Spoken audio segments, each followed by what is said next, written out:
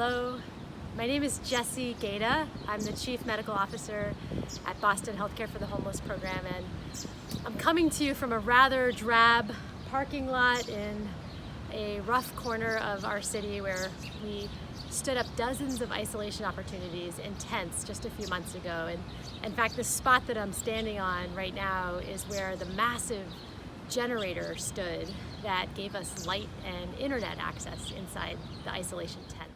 It happens to be a dark and stormy day outside today, which really reflects the black cloud that we felt we had over us in Boston in March, April, May, June. But there's one night in particular that stands out in my memory. So early on in the pandemic, one of the very first things that we did was set up COVID screening procedures at the front door of local homeless shelters. And so people with symptoms were referred to testing. And early on, we noticed a small cluster of cases at one of the largest shelters in Boston, and we decided at that point to implement, right at the front door, universal testing of all 400 shelter guests there. We were expecting a prevalence that might be as high as 10%, but it turned out we were way off. There was a very high number of positive cases, mostly people who were asymptomatic at that point. We were faced with the reality that we need to now find appropriate isolation facilities for over 100 COVID positive people who can't really return to a crowded shelter for the evening. We had been in the process of setting up a decommissioned hospital for use as a COVID care site, but we were furiously trying to get that space ready. We were not prepared for this massive influx of patients that we were about to get. The most pressing task at hand, though, was addressing the questions and fears and concerns of the patients themselves, who were all currently isolated in a single open but small room in the shelter.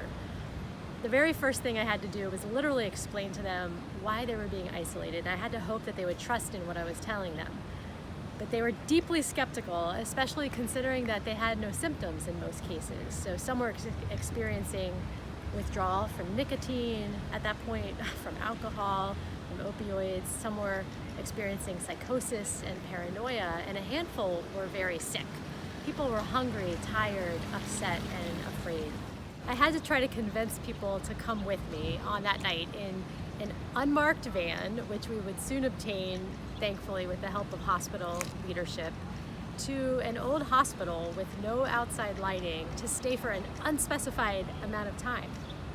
So people were upset, and rightly so. It was one of the hardest nights of my career to figure out how to help this group of people. And not only because I had to battle, actually not at all because I had to battle a novel, highly infectious, potentially deadly virus, but instead because in that moment I was confronting face-to-face the deep mistrust of a large group of people about whose health I was truly concerned and which I'd committed my entire career to protecting.